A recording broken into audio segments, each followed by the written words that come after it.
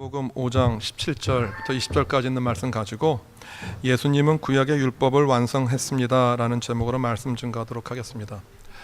오늘 예수님께서 하셨던 율법을 완성시키셨다라고 하는 이 말씀을 하기까지 이전에 우리가 왔었던 내용을 좀 돌아볼 필요가 있습니다. 예수님께서 산상수훈을 시작하시면서 그리고 예수님께서 이 땅에 오셔서 첫 번째 가르치셨던 외침과 그 내용이 뭡니까? 그것이 천국이에요. 회개하라, 천국이 가까웠다라고 하는 그 말씀이에요. 그런데 예수님과 또 세례 요한이 그 천국이 가까웠다, 그리고 팔복을 통해서 천국이 이제 시작되었습니다라고 하는 8가지 복의 내용을 얘기하고 그 천국을 살아가는 삶을 지난주에 설교 드렸던 소금과 빛이라고 표현을 했어요. 예수님께서 왜 사역하시면서 말씀 가운데 천국을 이스라엘 백성들에게 그렇게 많이 강조를 했느냐 하면 그 이전까지, 예수님 오시기 이전까지 이스라엘에 속해서 살고 있었던 유대인의 모든 관심은 천국이 아니었어요. 이스라엘의 관심은 천국이 아니라 이 세상이었어요. 이 현실, 지금 로마로부터 고난받고 또 억압받고 힘들고 어려운 그 현실이 이스라엘 백성들의 모든 관심사였어요. 그런데 예수님께서 천국이라고 하는 말씀을 하시면서 이 세상에 관심을 가지고 있고 이 세상밖에 바라보지 못했던 유대인들에게 영원한 나라가 있다라는 것을 알리기 시작하셨어요. 그런데 유대인들이 왜 이런 천국에 대한 기대를 할 수 없었느냐 하면 그 주된 내용이 율법 때문에 그래요. 말씀 때문에 그래요. 율법이 강조하는 것을 이스라엘 백성들은 무엇이라고 생각했느냐 하면 이 세상에서 하나님을 믿는 사람들이 이 세상에서 살아야 되는 규범이고, 그리고 하나님께서 약속하셨던 그 율법과 규범들을 잘 지키면 이 땅에서 복을 받는다고 생각을 한 거예요. 그래서 유대인들이 누리는 복은 하나님의 말씀을 잘 들었기 때문에 누리게 되는 축복이고, 유대인들이 지금 당하고 있는 고난과 어려움은 그들이 범죄했기 때문에 하나님께 받는 징벌이라고 생각을 한 거예요. 그래서 무엇에 관심이 있었느냐 하면 이스라엘의 회복을 위해서 회개해야 되고 이스라엘의 축복을 위해서 하나님과 나아가야 된다는 것이 그들의 생각이었어요.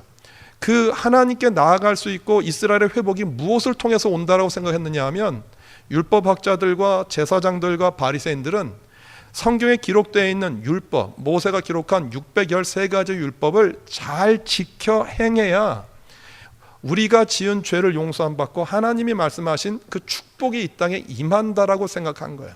그러니까 이 율법을 이 땅에서 받게 될 현실적인 축복을 기대하면서 지켰어요. 그런데 예수님께서 산상수훈을 통하여서 팔복을 얘기하면서 어떻게 얘기를 하신 거냐 하면 너희들이 바라는 그 축복과 너희들이 바라는 그 나라가 그냥 이루어지는 게 아니라, 한번 생각해 보시겠어요? 예수님께서 이 땅에 오셨다라고 하는 이 사건은요, 어떤 사건이냐면 하나님께서 말씀하셨던 모든 예언이 예수님을 통해서 이루어진 거예요. 그러니까 구약 성경에 계시되어 있고 선지자들이 얘기했고 구약 성경이 말하고 있는 창세기부터 말라기까지 얘기하고 있는 모든 내용과 가르침이 누구에 대해서 얘기를 하고 있어요? 예수님에 대해서 얘기하고 있는 거예요. 그러면 그 예수님이 이 땅에 오셨어요. 그럼 예수님이 이 땅에 오셨으면 지금까지 하나님이 예수 그리스도가 이 땅에 오실 거야라고 하는, 메시아가 이 땅에 올 거야라고 하는 그 모든 것에 대해서 예수님이 설명을 하셔야 되잖아요. 이제 그 하나님과 많은 선지자들이 예언했던 예언이 예수님을 통해서 성취되었기 때문에 그 성취된 예언을 통해서 무엇이 나타나는 거냐라고 얘기를 한 거냐면 예수님이 팔복을 통해서 하나님의 나라가 이 땅에 임한 거야 라고 얘기를 한 거예요. 그러니까 어떤 식이냐면 이미 이전에 있었던 모든 구약의 율법은 무엇을 가르치고 있는 거냐 하면 이 땅에 이스라엘 백성들이 회복되어지고 하나님께 복을 받고 은혜를 누리는 것인데, 예수님께서 이 땅에서의 현실의 복만이 아니라 이 땅에 하나님의 나라가 임했어 라고 얘기한 거예요. 하나님의 나라가 이 땅에 임했기 때문에 어떤 게 이루어진 거냐면 지금까지 너희들이 구약 성경에서 바라봤던 율법을 다시 해석하신 거예요. 지금까지 이스라엘 백성들에게 주어져 있고 이스라엘 백성들에게 깨달아져 있고 모세가 주었던 613가지의 율법을 이 세상의 관점에서 바라보는 게 아니라 그 율법이 하나님 나라와 어떻게 연결이 되어지고 천국과 어떤 연관이 있는지를 얘기를 하는 거예요. 그래서 산상수 마태복음 5장부터 7장까지는 기존에 있었던 율법을 재해석한 거예요. 그러니까 613가지의 율법이 무엇을 담고 있었느냐 하면 이 세상에서 복을 누리고 이 세상에서 영광을 누리는 것에 관심이 있었다라고 하면 예수님이 산상수훈에 나와 있는 이 5장부터 7장까지의 내용을 가지고 그 율법을 다시 조명하셨어요. 재해석하신 거예요. 그리고 오늘 하는 이 이야기는 구약에 나와 있는 율법을 예수님이 가지고 있는 천국의 관점으로 어떻게 이해하는지에 대한 안내서예요. 키워드예요. 그래서 오늘 본문에 나와 있는 이 이야기를 이번 주하고 다음 주 두 번에 걸쳐서 제가 설교할 텐데 이 내용을 가지고 어떻게 구약의 율법을 바라봐야 되지라고 하는 안내서이기도 해요. 오늘 이 이야기를 하기 위해서 이스라엘 백성들에게 율법이 어떻게 주어졌는지 한번 살펴보려고 해요. 이스라엘 백성들이 출애굽을 했습니다. 출애굽하고 난 다음에 그 영광 가운데 출애굽했어요. 그래서 난 다음에 출애굽했더니 제일 먼저 만난 사건이 뭐였었죠? 우리 지난주에 한번 다 얘기했으니까 한번 그 리마인드 해보세요. 출애굽을 했어요. 출애굽하고 난 다음에 3일째 물이 다 떨어지고 난 다음에 이스라엘 백성들이 마라와 엘림을 경험을 해요. 무엇을 경험한 거냐 하면 하나님께서 이스라엘 백성들에게 물을 공급해 주시는 분이야. 그리고 그 이전에 이미 구름 기둥과 불 기둥이 이스라엘 백성들 가운데 임해서 그들이 사는데 지장이 없었어요. 그러니까 주거의 문제가 해결이 된 거고요.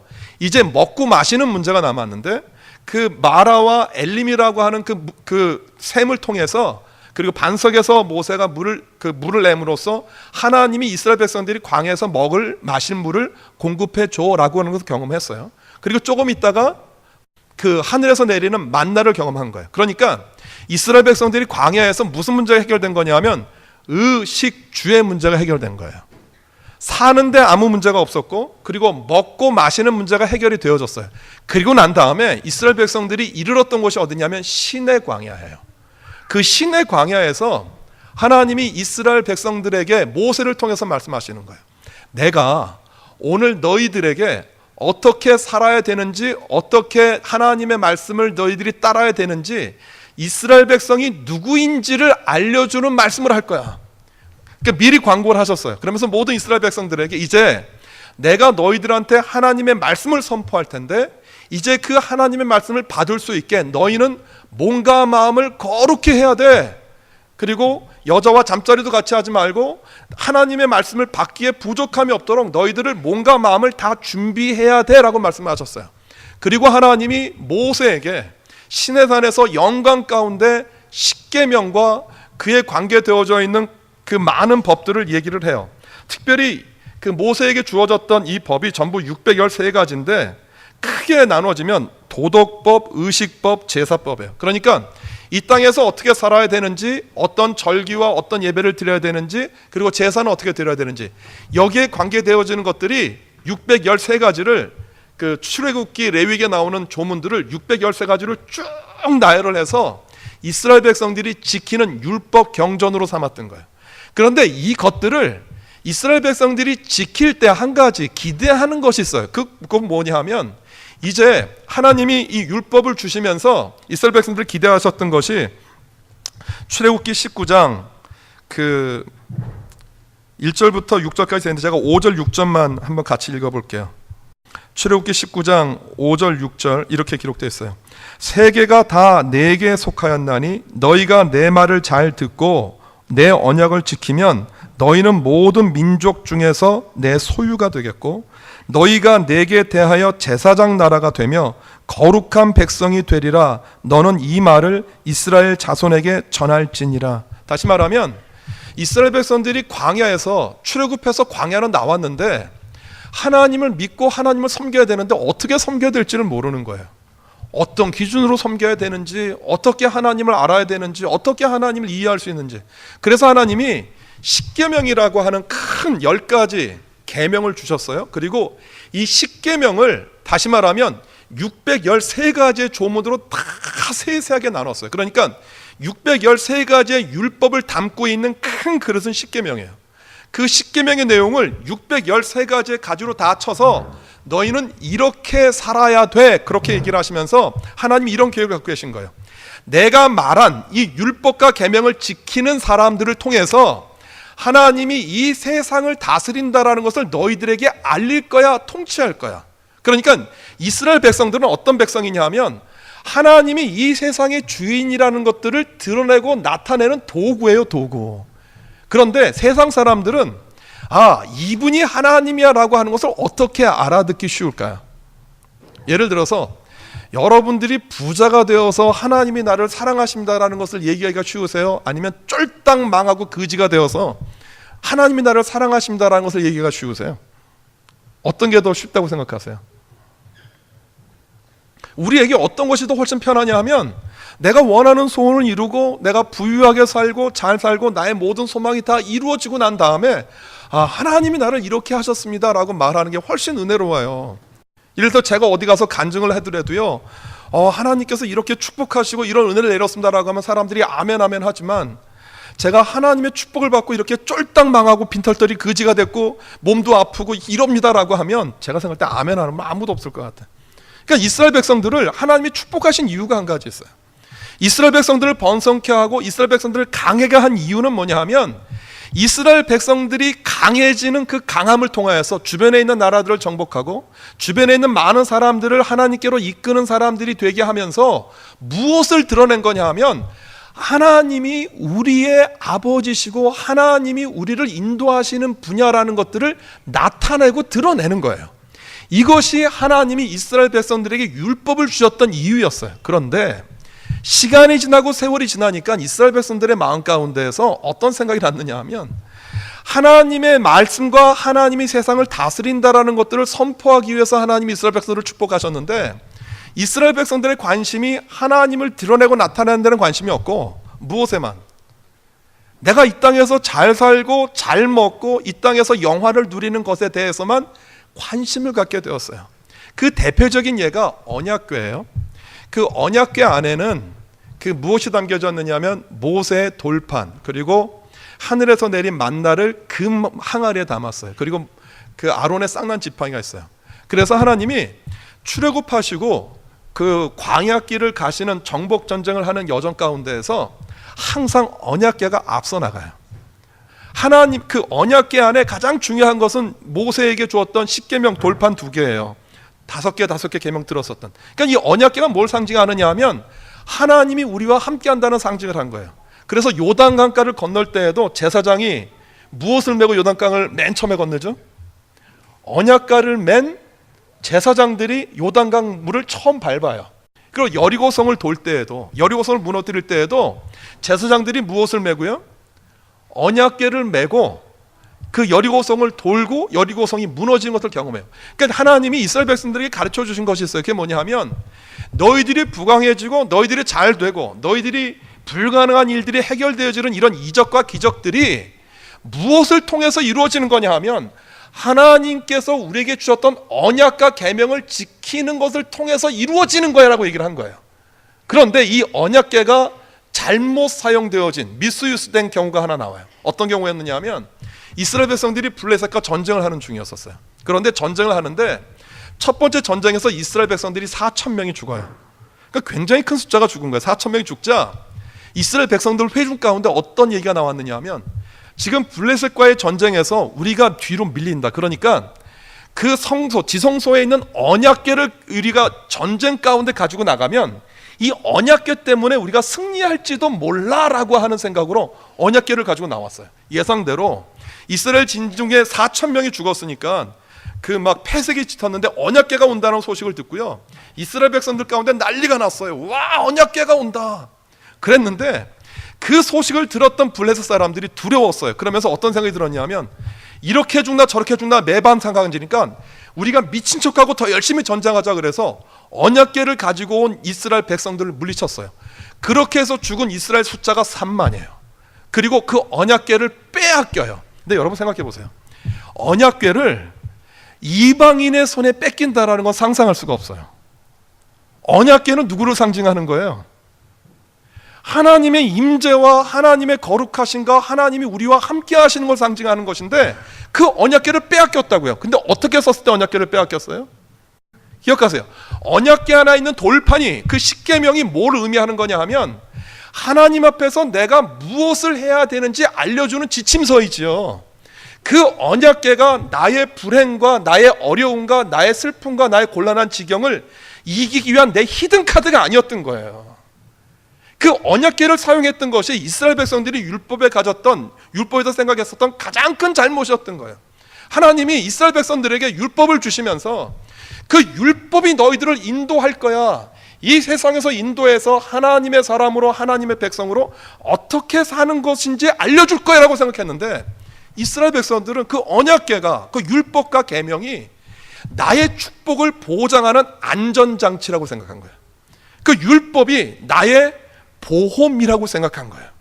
하나님이 이것을 철저히 처음부터 끝까지 전부 깨트리셨어요. 그리고 이스라엘 백성들이 그 이방인의 손에 넘어가고 성전이 무너지는 그 일들을 경험한 거예요. 그러면 이 율법을 통해서 이스라엘 백성들에게 가르치셨던 하나님의 메시지가 그것이다라고 하면, 예수님이 오셔서 그 율법을 회복하고, 오늘 본문에 내가 율법을 폐하러 온 것이 아니라 온전하게 하러 왔었다고 되어 있잖아요. 근데 폐했다라고 하는 것은 폐기 처분했다라는 말이고요, 온전하게 만들었다라고 하는, 완전하게 만들었다라고 하는 얘기는 fulfill한 거예요. 내가 그것을 원래 이 펄필이라고 하는 그 말이 그 헬라어로 보면 그 플레루라고 하는데, 이것이 충만해진다라고 쓸 때 표현해요. 성령이 충만했을 때라고 쓰여지는 요 단어인데, 그러니까 내가 율법을 폐하러 온 게 아니라 율법을 충만하게 온전하게 세우기 위해서 예수님께서 오셨다라고 하는 거예요. 그것이 예수님께서 말씀하셨던 이 율법에 나와 있는 내용인데, 그것이 무슨 뜻일까요? 아까 제가 언약궤 말씀드렸잖아요. 그 언약궤 그림을 한번 제가 보여드릴게요. 이것이 구약 성경 성막의 모형도예요. 그 앞에 있는 건 지성소고요, 뒤에 있는 거는 그 성소예요. 성소에 그 떡산, 분향단, 그리고 금촛대가 있고요. 그 지성소 안에는 그 우리가 아까 제가 말씀드렸던 언약궤가 있어요. 그런데 이 언약궤 안에, 그 다음 그림 한번 보여주실래요? 제가 여러 가지로 좀 해봤는데, 그 언약궤고요, 그 더 아크 오브 커버넌트라고 하는 언약궤고, 그 안에 그 천사 둘이 이렇게 손을 마주하고 있는 곳이 보이잖아요. 그런데 그 천사 둘이 마주하고 있는 그 곳에, 그 밑에 그림 보면은요, 이렇게 쟁반처럼 움푹 패여 있어요. 근데 그곳을 뭐라고 부르냐 하면 속죄소라고 불러요. 그런데 이 속죄소에 대한 기사가 출애굽기 25장 21절부터 22절까지 나와요. 같이 한번 읽어볼까요? 시작. 속죄소를 궤 위에 얹고 내가 내게 줄 증거판을 궤 속에 넣으라. 22절. 거기서 내가 너와 만나고 속죄소 위 곧 증거궤 위에 있는 두 그룹 사이에서 내가 이스라엘 자손을 위하여 내게 명령할 모든 일을 내게 이르리라. 전에 그림 한번 다시 보여주실래요? 이게 어떤 뜻이냐면요, 지금 저 뒤에 나와 있는 두 천사가 마주하고 있는 그 사이에 움푹 패여져 있는 저곳을 속죄소, 어토노먼트 카보라고 하는데, 그 밑에 있는 그림처럼요, 저 언약궤가 두 가지로 구분이 돼요. 하나는 밑에 있는 그 베이스고요, 하나는 이 뚜껑처럼 보이는 카바예요. 그런데 그 카바를 속죄소라고 부르는 이유는 뭐냐면요, 저 지성소에는 1년에 한 번 대제사장이 이스라엘이 지었던 모든 죄를 사함받는 곳이에요. 그래서 1년 동안 지었던 이스라엘 모든 백성들이 지었던 그 죄를 어린 양을 죽여서 받은 피를 가지고요, 대제사장이 저 지성소에 들어가는데 어디에다 붓느냐 하면 저 속죄소에다 붓는 거예요.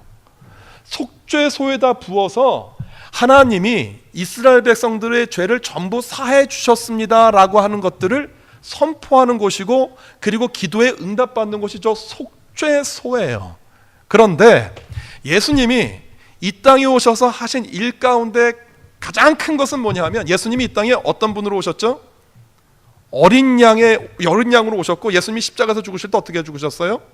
십자가에서 피를 흘림으로 죽으셨잖아요. 그러니까 예수 그리스도의 피가 대제사장이 이스라엘 백성들이 1년 동안 지었던 죄를 사함받는 곳이었던 저 속죄소 위에 그 피를 부음으로 이스라엘 백성들의 죄가 사함받았던 것처럼, 저 속죄소 언약궤 뚜껑 위에다가 누구의 피를? 예수 그리스도의 보혈이 저 속죄소에 얹어짐으로 어떤 일이 벌어진 거냐 하면 구약에서 해결할 수 없었던 모든 죄에 대한 징벌과 죄에 대한 부담과 죄로 인한 모든 고통과 단절이 해결되어지고 해방되어졌다라고 하는 것이에요. 그래서 율법이 우리에게 가져다 주는 의미를, 율법이요, 예수님 이전의 율법은 하나님을 드러내고 이 세상 가운데 나타내는 상징이었어요. 그렇죠. 그런데 여러분, 율법을 말씀하셨을 때 하나님이 이렇게 모세에게 얘기하신 거예요. 십계명을 얘기하시고 여러 가지 얘기를 하시는데, 모세가 그 얘기를 듣고 얘기한 게 아니라 하나님이 모세에게 이야기하면 모세가 그것을 듣고 기록해서 적은 거예요. 그러니까 율법은 누가 말씀하신 거예요? 하나님이 말씀하신 거예요. 그런데 요한은 예수 그리스도가 어떤 존재라고 얘기를 하셨어요? 태초에 말씀이 계시는데 그 말씀이 곧 예수님이라고 말씀하셨잖아요. 그러니까 이스라엘 백성들에게 주셨던 율법은 곧 누구였던 거예요? 이스라엘 백성들에게 주셨던 율법은 누구냐 하면 그 율법이 곧 예수님이셨던 거예요. 그 예수님이 이 땅에 오셨어요. 그러니까 율법을 온전하게 완전하게 이루는 자로 이 땅에 오신 예수님이 그 율법을 이루시고 난 다음에 무엇이 달라진 거냐면 율법에 대해서 바라보는 해석이 달라지는 거예요.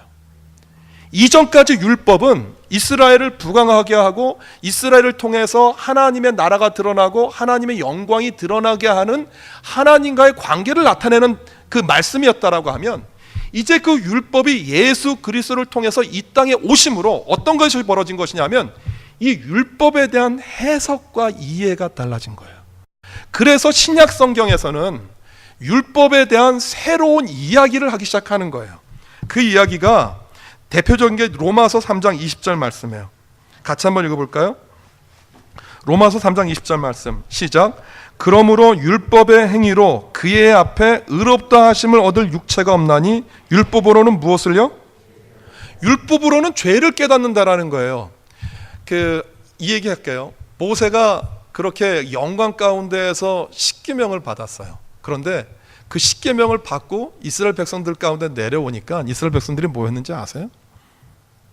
모세가 너무 내려오지 않는다고 아론을 통해서 금송아지를 만들었어요. 그러면서 뭐라고 얘기를 했느냐 하면 이 금송아지가 우리를 애굽에서 인도한 하나님이라는 거예요. 여러분, 조금 전에 하나님이 내가 너희들한테 너희들이 어떻게 살아야 되는지에 대한 율법과 계명과 말씀을 할 거야 라고 했는데, 진짜 불과 얼마 지나지 않아서 이스라엘 백성들이 했던 행동은 뭐냐 하면 십계명의 정면으로 위배되는 우상을 너를 위해서 새긴 우상 만들지 말라고 했는데 그 우상 만드는 거예요. 뭘 얘기하냐면 첫 번째 돌판이 어떻게 됐죠? 모세가 그 금송아지에다 던졌어요. 첫 번째 율법의 돌판이 깨졌어요. 하나님이 우리에게 주셨던 그 율법의 그 돌판이 깨졌다고요. 뭐냐 하면 율법을 하나님의 영광을 드러내고 하나님의 말씀을 드러낸다라고는 하는데 그 율법을 가지고 온전히 그렇게 할 수가 없는 거예요. 그러니까 율법을 통해서 뭐를 깨닫는 거냐 하면 내가 하나님 앞에서 죄인이라는 사실을 깨닫는 거예요.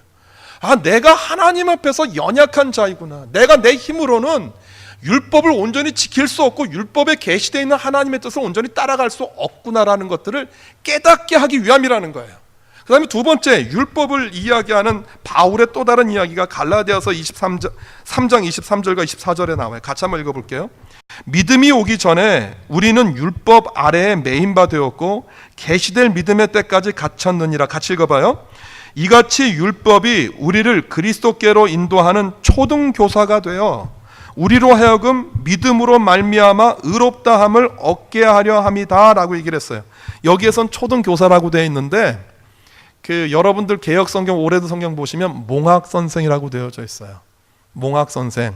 그 몽학선생을 그 영어 성경으로 보면 스쿨 마스터라고 되어 있어요. 그러니까 초등학교 교사 이런데, 이 몽학교사라고 하는 이 단어가 그 당시 헬라 사회에 정말로 쓰였어요.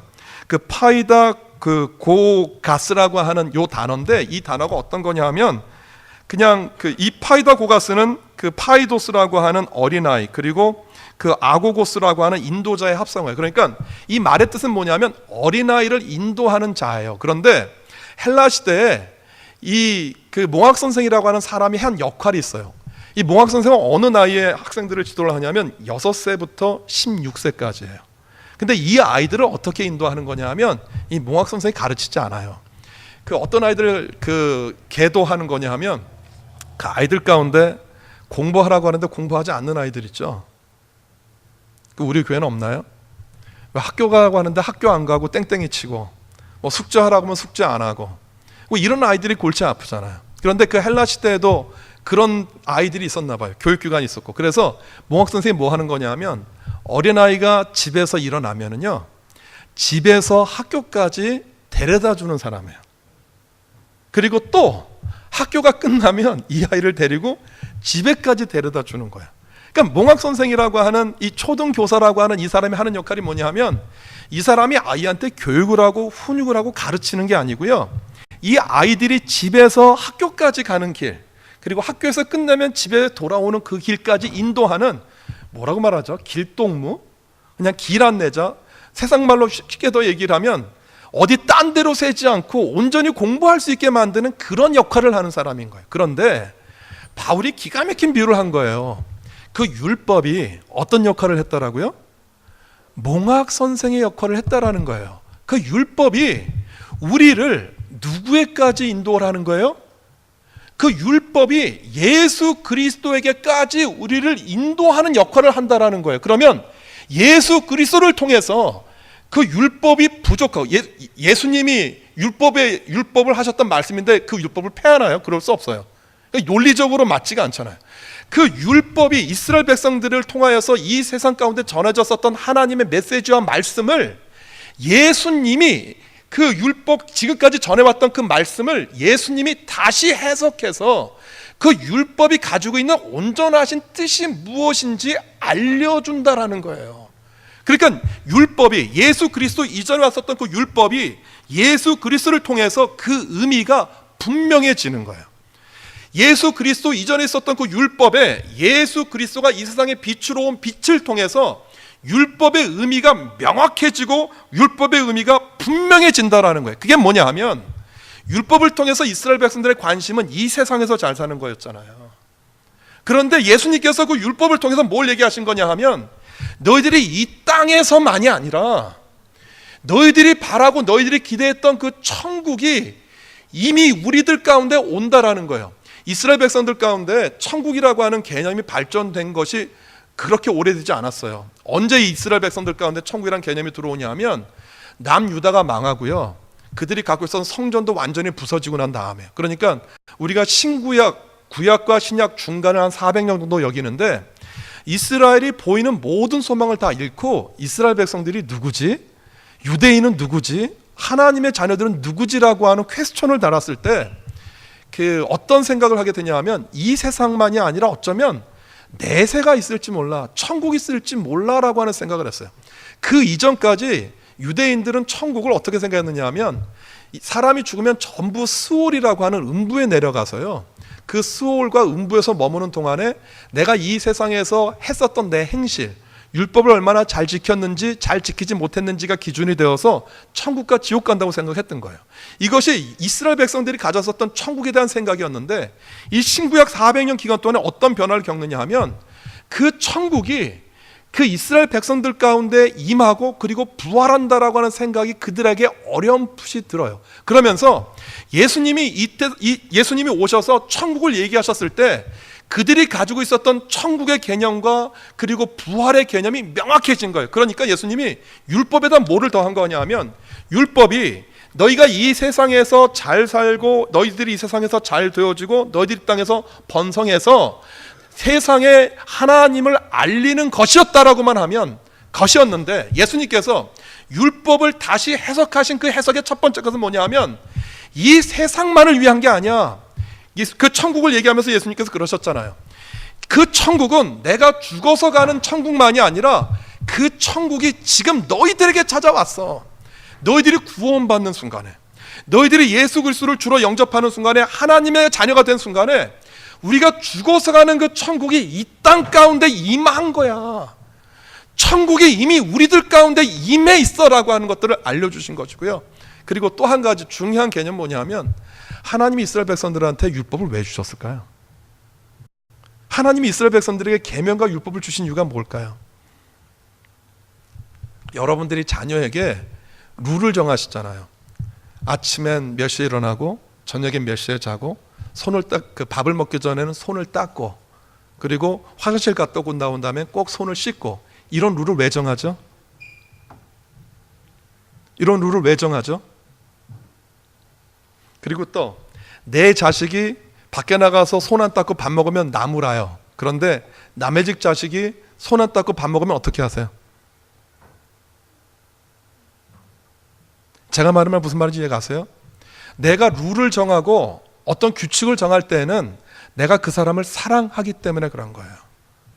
이스라엘 백성들에게 율법을 주셨던 하나님의 이유는 그들을 사랑하기 때문에 세상과 내 백성을 구별하는 것이에요. 여러분, 율법이 예수님께서 그랬잖아요. 하나님이 그랬잖아요. 내가 거룩하니 너희도 거룩해라라고 하는 이 명제가 불가능한 명제를 준 게 아니에요. 율법을 지키다 보면 그 율법이 무엇과 무엇을 구별을 해요?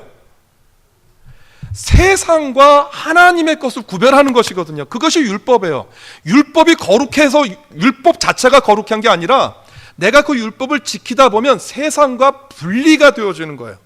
이것이 하나님께서 율법을 통해서 이스라엘 백성들을 사랑하신다라고 하는 사랑의 표현이었어요. 그런데 율법을 지키면서 이스라엘 백성들이 뭘 잃어버렸느냐 하면 그 율법을 주셨던 하나님의 마음, 그 원마음을 잃어버린 거예요.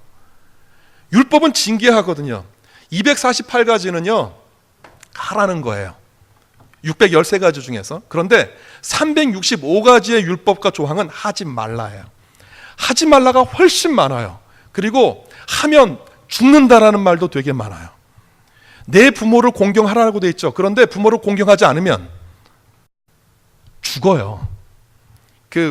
저희가 필리핀에 있었을 때 저희가 선교사 학교에 우리 자녀 요한이랑 하경이가 학교를 다녔는데 선생님들이 그렇대요.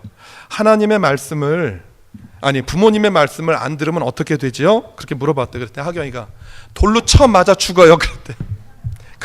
7살짜리 아이가 그렇게 얘기를 했다는 거야. 그런데 내가 나중에 들어봤더니 저희 집사람이 애들한테 부모님 말씀 잘 들어야 돼 라고 하는 그 얘기를 자꾸 애들이 말 안 들으니까 그렇게 얘기했다는 거야. 근데 그 아이들이 그렇게 알아듣는 거야. 그러니까 율법이요, 이스라엘 백성들이 들을 때는 정말 어마어마하게 무시무시한 거예요. 그러니까 율법 딱 그러면 어떤 생각도 드냐면 골치 아파, 벗어나고 싶어.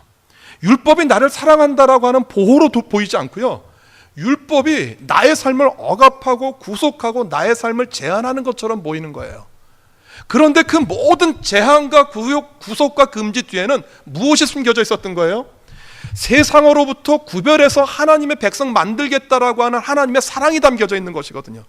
그래서 예수님이 그 율법을 무엇으로 덮는 거냐 하면, 아까 제가 말씀드렸잖아요. 잠깐 다시 그림 같이 보여주실래요? 아까 그림, 저 속죄소에 어린 양의 보혈이 덮어서 이제 다시는 그 양과 염소의 피가 없는 거잖아요. 그런데 예수님께서 속죄소에 부었던 예수님의 피는 뭘 상징하는 거냐면 은혜예요, 사랑이에요. 그러니까 율법을 예수님이 무엇으로 만든 거냐면 613가지 율법 전체를 예수님이 한 단어로 요약한 거예요. 그게 사랑과 용서라는 단어예요. 이 사랑과 용서로 율법을 다시 보는 거예요. 계시의 빛이 율법 가운데 임해서 그 율법을, 전에는 금지와 억압으로 봤었던 그 율법을 무엇으로 보는 거냐면 하나님이 우리를 사랑하시는 사랑과 긍휼과 자비로 율법 전체를 뒤집어 보는 거예요. 이것이 산상순에 나와 있는 그 계명들이 가지고 있는 공통된 현상이에요. 주님께서 이렇게 율법을 온전하게 만드시고 완성하셨어요. 저는 이 말씀 드리면서 여러분들에게 드릴 권면이 하나 있어요. 하나님이, 여러분들을 향한 하나님의 손길이 따뜻하다고 느껴지십니까? 아니면 매섭다고 느껴지십니까? 내가 하나님을 불러도 그 하나님이 나에게 응답하시지 않는다고 생각하십니까?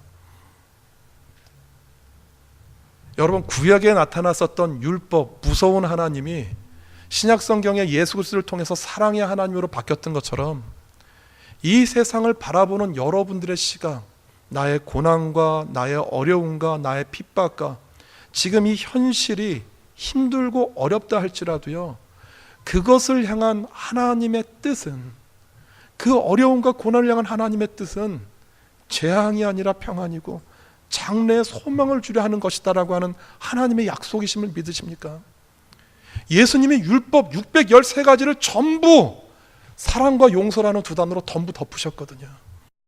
여러분들이 이 세상을 바라보는 눈이 그렇게 바뀌어 주시기를 바라요. 오늘 예수님이 율법에 대해서 선포하셨던 이 선포가 여러분들의 신앙이 되고 여러분들의 간증이 되어지기를 바라요. 한 가지 더 말씀드리면, 이건 내가 못해요. 주께서 나에게 힘을 주셔야 돼요. 주님, 내가 바라보는 이 현실, 지금 내 앞에 닥쳐져 있는 이 상황, 하나님의 사랑과 하나님의 은혜로 보일 수 있게 달라고 기도하시는 여러분 되어주시기를 주님의 이름으로 소원합니다. 기도하겠습니다.